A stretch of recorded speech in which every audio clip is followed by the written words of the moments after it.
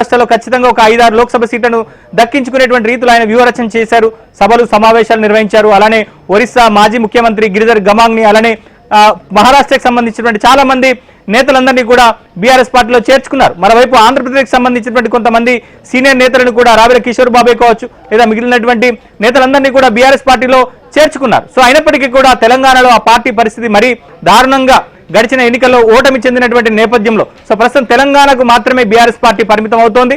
So 2 Lok Sabha సీట్లను గెలుచుకునేటువంటి అవకాశాలు ఉన్నప్పటికీ కూడా మిగిలినటువంటి సిట్టింగ్ సీట్లను కూడా గెలుచుకొని పోయిన పరువును దక్కించుకునేటువంటి ఉద్దేశంతో బీఆర్ఎస్ పార్టీ చాలా ఆచితూచి అడుగులు వేస్తున్నటువంటి పరిస్థితి కనిపిస్తుంది. సో ఇక బీజేపీ పార్టీ సో గడిచిన ఎన్నికల్లో 4 లోక్సభ సీట్లను దక్కించుకుంది.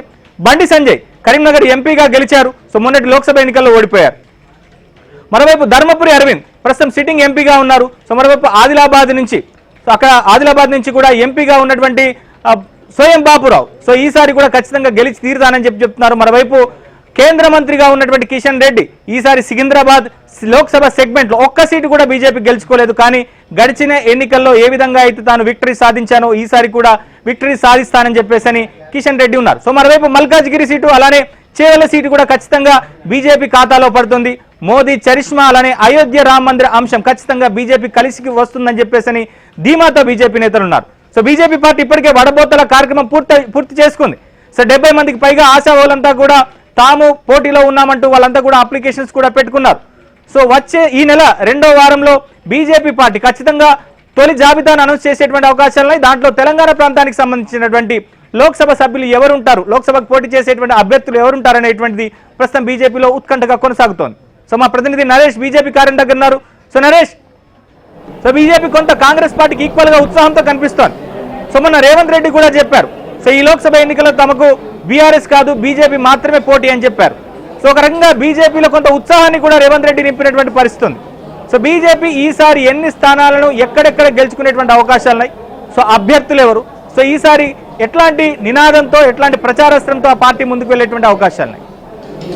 తెలంగాణలో అధికార కాంగ్రెస్ ప్రతిపక్ష బీఆర్ఎస్ కంటే ఖచ్చితంగా బీజేపీలో నూతన ఉత్సాహం కనిపిస్తుంది. దీనికి కారణం ప్రధానంగా ప్రధానమంత్రి నరేంద్ర మోడీ చరిష్మా, అదేవిధంగా అయోధ్య రామ మందిరం కావచ్చు, ఇతర అంశాలన్నిటి కూడా తమకు కలిసి వస్తాయి. ఖచ్చితంగా తెలంగాణలో అటు కాంగ్రెస్ బీఆర్ఎస్ కంటే మెజార్టీ స్థానాలు కనీసం ఒక్క స్థానమైనా కాంగ్రెస్ కంటే ఎక్కువ గెలుస్తామన్న ధీమా బీజేపీలో కనిపిస్తుంది. అసెంబ్లీ ఎన్నికల్లో మెరుగైన ఫలితాలు సాధించినప్పటికీ కూడా ఆశించిన ఫలితాలు రాలేదు. అయినప్పుడు కూడా క్యాడర్ కొంత నిరాశ చెందింది. ప్రస్తుతం బీజేపీ చేస్తున్న పని ఒక్కటే, క్యాడర్లో నూతన ఉత్సాహం నింపడం, అదేవిధంగా జాతీయవాదాన్ని పూర్తిగా వాళ్ళలో నింపడం ద్వారా ఇప్పటికే అయోధ్య రామ మందిరం కావచ్చు, ఇతర అంశాలన్నిటి కూడా తమకు అనుకూలంగా మార్చుకునే పనిలో ఉంది.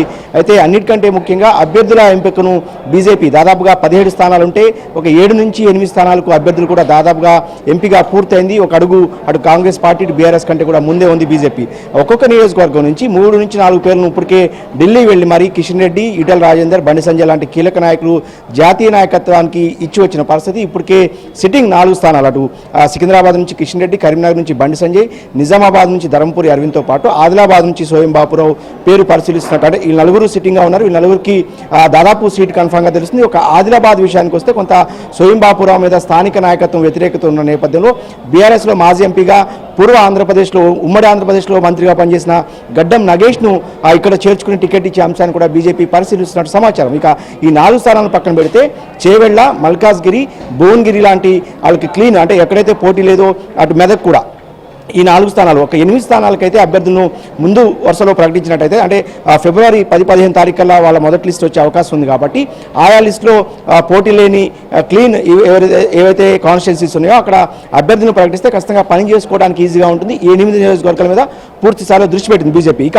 బీజేపీ కొంత దక్షిణ తెలంగాణలో నల్గొండ, అదేవిధంగా వరంగల్తో పాటు మహబూబాబాద్, అదేవిధంగా ఖమ్మం స్థానాల్లో కొంత బీజేపీ వీక్గా ఉంది. ఇక్కడ మాత్రం వాళ్ళు వెకేట్ అంటే ఖాళీగా ఉంచుకుంటున్నారు. ఎందుకంటే కాంగ్రెస్ లేదంటే బీఆర్ఎస్ ఎవరైతే టికెట్ రాని బలమైన నాయకులు ఉంటారో వాళ్ళను బీజేపీలో చేర్చుకుని ఆఖరి క్షణంలో వాళ్ళకి టికెట్స్ ఇవ్వడం ద్వారా కొంత దక్షిణ తెలంగాణలో కూడా ఈసారి గెయిన్ అవ్వాలనేది భారతీయ జనతా పార్టీ ఆలోచనగా ఉంది. ఇక చేవెల్ నుంచి కొండా విశ్వేశ్వరరెడ్డి దాదాపుగా పోటీ కన్ఫర్మ్ అయింది.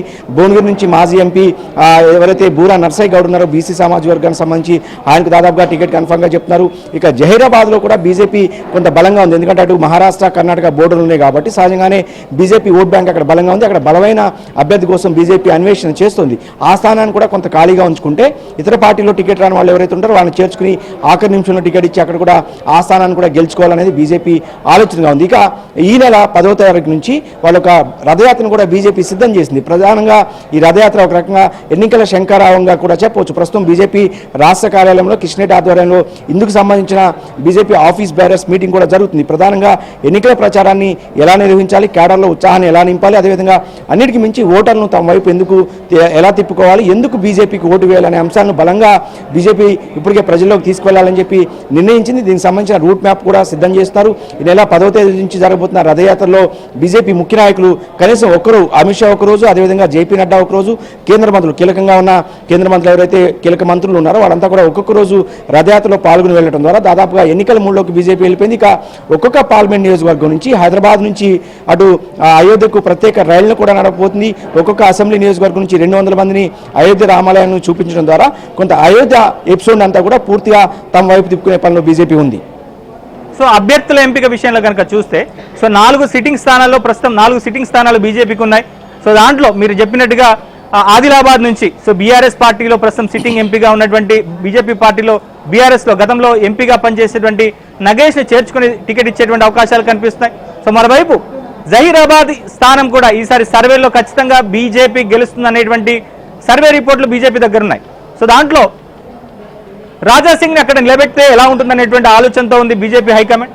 సో మరోవైపు బీఆర్ఎస్ లో సిట్టింగ్ ఎంపీగా ఉన్నటువంటి బీబీ పాటిల్ని కూడా బీఆర్ఎస్ పార్టీలో చేర్చుకుని అక్కడ టికెట్ ఇచ్చేటువంటి ఆలోచనతో బీజేపీ ఉన్నట్టుగా తెలుస్తుంది. సో మరోవైపు మహబూబ్ నగర్ లో కూడా ఈసారి ఖచ్చితంగా ఇటు నరేంద్ర మోదీ చరిష్మా, మరోవైపు అయోధ్య రామ మందిర అంశం కూడా బీజేపీ కలిసి వస్తుంది అనేటువంటి ధీమాతో బీజేపీ ఉంది. సో అక్కడ జితేందర్ రెడ్డితో పాటుగా డీకే అరుణ కూడా ఈసారి ఖచ్చితంగా టికెట్ కోసం సీరియస్ గానే ఫైట్ చేస్తుంది. అంటే 4 సిట్టింగ్ స్థానాలతో పాటుగా మరొక 4-5 సీట్లను కూడా బీజేపీ దక్కించుకునేటువంటి అవకాశాలు కనిపిస్తున్నాయి. ఇదే టెంపోను కనుక బీజేపీ కంటిన్యూ చేస్తే. సో ఓవరాల్ గా బీజేపీ కూడా ఈ ఎన్నికల్లో, ఈ లోక్సభ ఎన్నికల్లో గట్టిగానే ఆ పార్టీకి కొంత ప్రయోజనాలు ఉనగూరేటువంటి అవకాశాలు కనిపిస్తున్నాయి. 4 సిట్టింగ్ స్థానాలు దక్కించుకోవడంతో పాటుగా మరిన్ని సీట్లను కూడా బీజేపీ దక్కించుకునేటువంటి అవకాశాలు కనిపిస్తున్నాయి. సో కొండా విశ్వేశ్వరరెడ్డి చేవెళ్ల నుంచి ఈసారి బీజేపీ తరఫున పోటీ చేస్తున్నారు. గడిచిన ఎన్నికల్లో ఆయన కాంగ్రెస్ అభ్యర్థిగా పోటీ చేసి ఓటమి చెందినప్పటికీ కూడా ఈసారి ఖచ్చితంగా చేవెళ్ల నుంచి ఆయన గెలిచే విధంగా ఆయన అడుగులు వేస్తున్నటువంటి పరిస్థితి కనిపిస్తోంది. ఇక మల్కాజిగిరి అసెంబ్లీ నియోజకవర్గం కనుక చూస్తే సో మొన్నటి అసెంబ్లీ ఎన్నికల్లో అన్ని సీట్లు కూడా బీఆర్ఎస్ పార్టీ గెలిచినప్పటికీ కూడా సో హిందుత్వము, అలానే నరేంద్ర మోదీ, ముఖ్యంగా ఇటు పట్టణ ప్రాంతాలకు సంబంధించిన ఓటర్లు బీజేపీ వైపు ఆకర్షితులు అవుతారనేటువంటి ధీమా కూడా బీజేపీలో కనిపిస్తుంది. అందుకే ఇక్కడి నుంచి ఈటెల రాజేంద్రన్ ను బరిలో దింపితే ఎలా ఉంటుందనేటువంటి ఆలోచనలో బీజేపీ ఉన్నట్టుగా తెలుస్తుంది. మరోవైపు మెదక్ లోక్సభ సెగ్మెంట్ నుంచి రఘునందన్ రావును బరిలోకి దింపేటువంటి అవకాశాలు అయితే కనిపిస్తాయి. సో మొత్తం మీద ఈ లోక్సభ ఎన్నికలు మాత్రం ఇటు త్రిముఖ పోరు కనిపిస్తోంది. సో బీజేపీ కాంగ్రెస్ ల మధ్య ప్రధాన ఫైట్ ఉండేటువంటి అవకాశం అయితే ప్రస్తుతానికి ఉన్నటువంటి లెక్కలను బట్టి కనిపిస్తోంది.